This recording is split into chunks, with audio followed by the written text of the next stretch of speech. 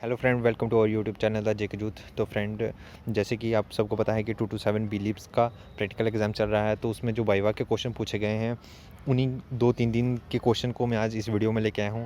अगर आप चाहते हैं कि आपका एग्ज़ाम अच्छे से हो, आप सभी क्वेश्चन का आंसर दें, तो इस वीडियो को लास्ट तक ज़रूर देखिएगा। तो विदाउट टाइम वेस्ट किए हुए वीडियो को स्टार्ट करते हैं।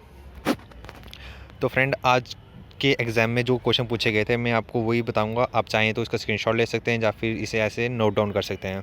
तो फर्स्ट क्वेश्चन ये पूछा गया था फ्रेंड कि लाइब्रेरी कैटलॉग क्या होता है।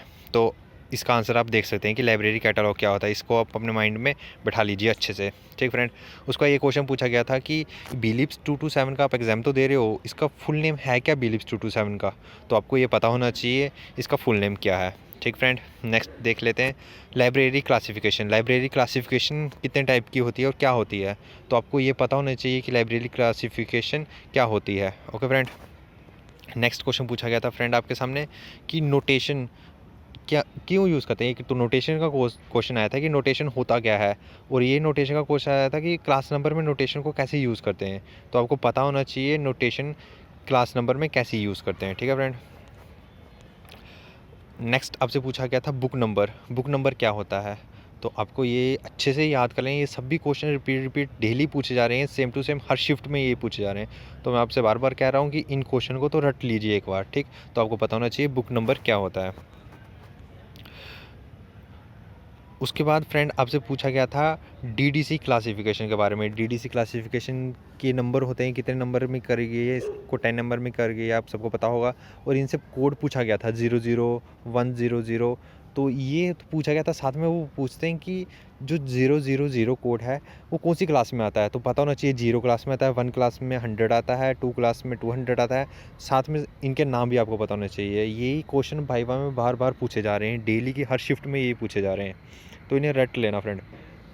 उसके बाद ये क्वेश्चन पूछा गया था मार्क क्या होता है। तो आपको पता होना चाहिए मार्क होता क्या है। ठीक है फ्रेंड, उसके बाद सबसे जो बेसिकली जो क्वेश्चन आ रहा है, जनरली पूछा जा रहा है, वो यही पूछा जा रहा है कैटलॉगिंग क्या होती है, बिब्लियोग्राफी क्या होती है। तो ये तो अब रट लो बस माइंड में।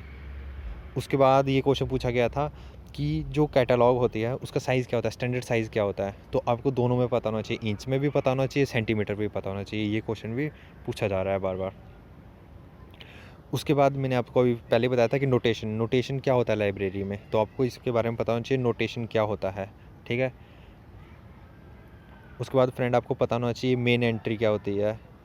ये क्वेश्चन सभी वही ही हैं जो आज के पेपर में, आज के वाइवा में पूछे गए हैं।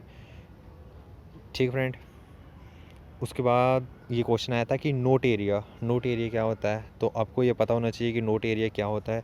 मैंने इसके आपको दे रखे हैं, आप चाहे तो यहीं से इसके स्क्रीनशॉट से लेके पढ़ सकते हैं। यही क्वेश्चन पूछे जाएंगे, आप देख लेना कितने इनमें से क्वेश्चन आएंगे आपके कल के एग्ज़ाम में। उसका फ्रेंड ये आपसे पूछा गया था सब्जेक्ट हेडिंग नोटेशन।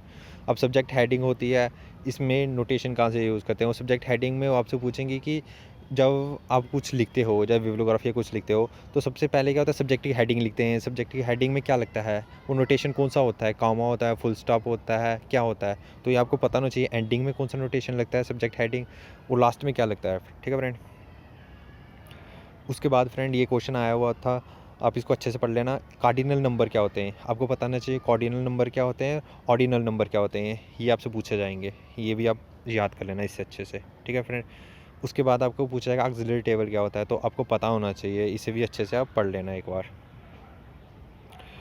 उसके बाद फ्रेंड ये पूछा गया था क्वेश्चन कि क्या डिफरेंस बिटवीन, बताओ रेफरेंस लिस्ट और बिब्लियोग्राफी में क्या डिफरेंस है। तो आपको पता होना चाहिए क्या डिफरेंस है इनके बीच में। ज़रूरी नहीं कि आप बिल्कुल सेम टू सेम ऐसे बताएं, आप अपने वर्ड्स में भी अपने व्यू भी बता सकते हैं, मतलब अपनी लैंग्वेज में बोल सकते हैं, कोई इशू नहीं है, लेकिन आपके माइंड में एक आइडिया होना चाहिए। ठीक है फ्रेंड, उसके फ्रेंड आपसे पूछते हैं कि टेबल कितने होते हैं। तो आपको पता होना चाहिए टेबल कितने, और टेबल में से आपको पूछ लेंगे हाँ 9 टेबल क्या है, 9 टेबल का नाम बताए।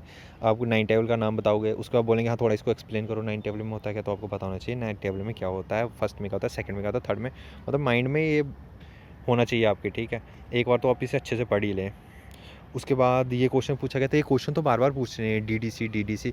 तो डीडीसी का तो फुल फॉर्म तो आप रट लो, और डीडीसी की फुल फॉर्म कहीं क्या करते हैं, बोलते हैं डीडीसी की फुल फॉर्म क्या होती है, डेविड डेसिमल क्लासिफिकेशन।